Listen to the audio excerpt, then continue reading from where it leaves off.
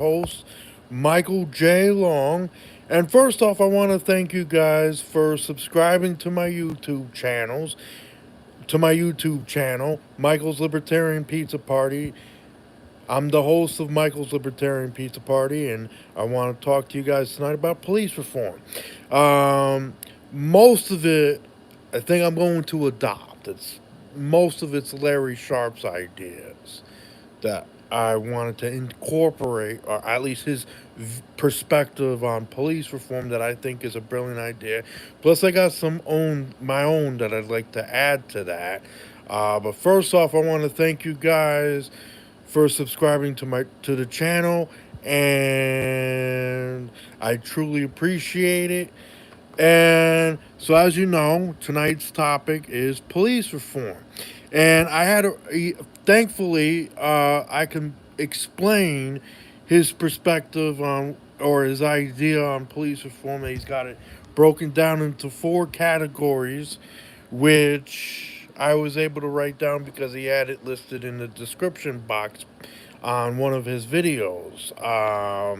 So I want to give a shout out to Larry Sharp for that, for those views. Um, so what he's proposed, and this is his idea, is for police reform, and this is an idea that you can either agree with or not agree with. But I think it's a better solution than, let's say, defund the police, or all the police are good, or all the police are bad, or this or that. And so the first one is family law. So they would be supported by local charities and churches. So, like, chaplains would go with them, they'd have patrol officers to go with them, maybe a deacon or whatnot, and a counselor perhaps. And if I'm not mistaken, the area of family law deals with domestic disturbances, domestic violence, and things in that area. So they would go and they would respond to those particular type of situations, and they would be supported by those category groups of people. And then the second one is, and of course, it would be judged by review and whatnot. So people could then review with that. Then the second one is active policing, escalation and de-escalation. So, like your SWAT teams, uh, and people who deal with, uh, you know, hostage rescue situations, or terrorism, or violent crimes, or murderers, or rapists, people that are a real threat that they need to respond to. There would be a division specifically for that, just as there is for family law. And I think that's what the act of policing is.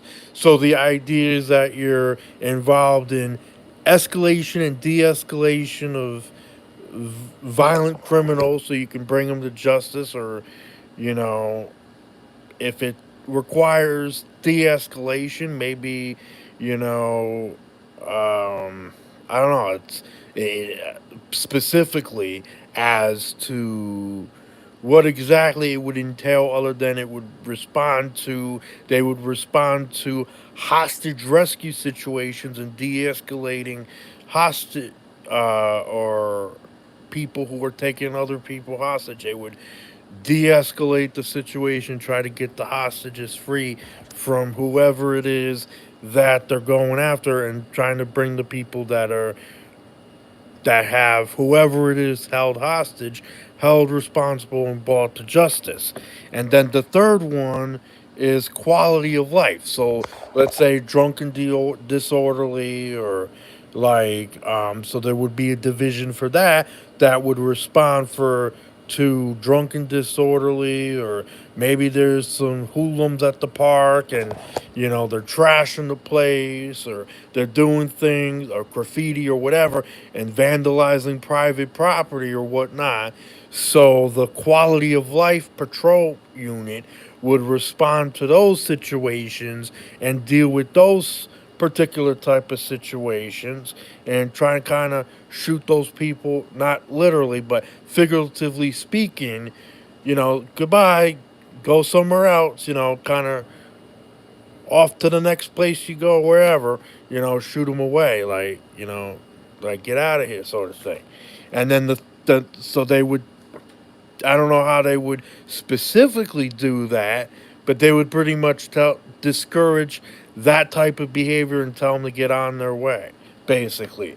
And then then there would be a fourth, and then they would also deal with revenue ticketing. So, that would be part of quality of life. So if somebody's speeding, going 20 miles over the speed limit, they can give them a speeding ticket to get for revenue. But I would think that if they're going 90 miles over the speed limit and imposing danger, force, or fraud to others, they should be arrested for that. But that's not how that works. But that particular unit would handle that as well. And then the fourth one is, and of course, polling for that as well, is social work. So they would deal with the homeless people, the mental health cases, and drug addiction, and they would try to get those. That unit would try to get those people the kind of help that they need, if needed, or advise or whatever. So that makes up the four units with that, which he which he states should all be separate units, which I agree with. But I'm going to add to that, and I like his ideas on having four separate units within the local, state, and county police departments, or policing in general, that are responsible for those specific tasks and all that. And then the active policing would be required to switch roles, and if they like one of the other ones, they could stay with it as long as it's not active policing. They'd have to like swab them out every so often, and then they can go back to that or whatnot. So his ideas are pretty good on that, if and but active policing, I think, would include the SWAT teams, and I'm going to add to that. That's under the FAQS guide policy thing that he has. But I think we also need to change the appearance of how police officers look. I mean, not so much the patrol officers, but the SWAT teams. I mean, because they're dressed like freaking Germans from World War II. The combat helmets that they wear literally look identical, if not almost completely identical to that of the helmet invented by the Germans in the First World War and was used by the Germans under the Hitler regime in the Second World War under the Nazi leadership. So these were the Germans from World War II. That's how our SWAT teams are dressed, and it's either in full military fatigues or in black or navy blue. And they have these combat helmets that look identical to the stealth helmets, and our active military and National Guards look very identical to that. But our military, I would agree, should probably wear a different helmet, that maybe our own World War II helmets or whatever, but something that doesn't make them look like a German. And this should especially hold true for our SWAT team officers. I think they need, so changing the structure of the local, state, and county police officers throughout the country, and having some of these ideas makes for a good discussion for police reform. But I think we need to change the appearance of how our SWAT team officers look as well. So, having them, I'd rather have them dressed in French army uniforms from the 1939-1940 Battle of France period, which was actually May 10th, 1940 to June 22nd, 1940. But from that era, have our SWAT team officers look like identical to that, with the M26 Adrian helmet, or if you want to make an upgraded version, you can, but something that doesn't look like, or maybe it could, I'd rather have that. That's just my personal opinion. And okay, them looking like a bunch of uh, Germans or SS units from World War II. And I will also add that which would come a long ways, is that we need to end the drug war. We need to legalize all the drugs or decriminalize most of them and legalize marijuana or whatever. Reduce, that's one thing we need to do if we're going to have police reform, and make them have private insurance so that if they get in trouble or if they have too many complaints, their premiums go up. And then, you know, they would still have police unions, but now the police unions, if they don't want to pay the premiums for police officers getting in trouble, would be more inclined to let them go. So you would have less overall bad apples.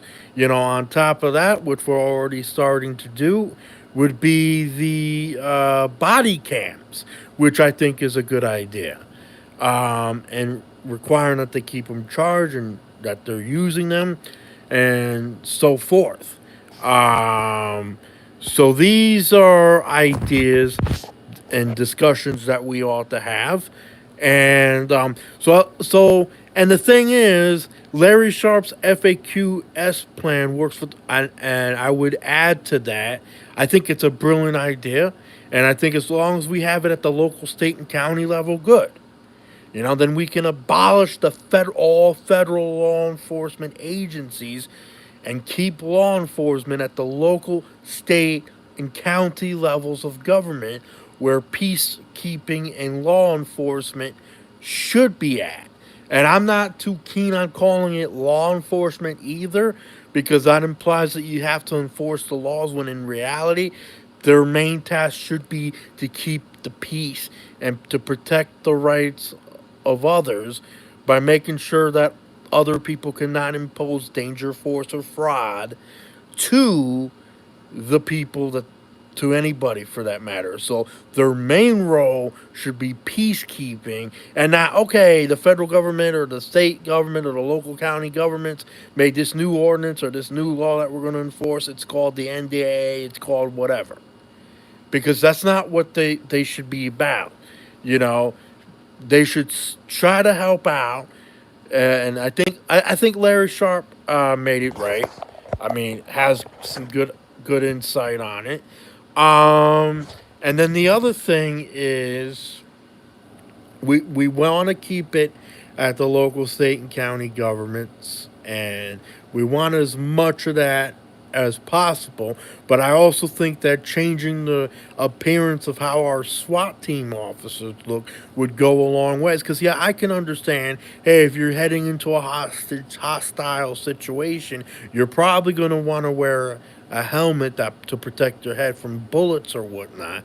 But it doesn't mean you have to have Stelhelm replica or whatever modern combat helmet we have that looks identical to that, when they could be wearing the M26 Adrian helmet, which is a French Army helmet, that the later model from the M15. It was the M26, which was created in 1926 to replace the M15 Adrian helmet, which was invented by General Adrian in the First World War in 1915.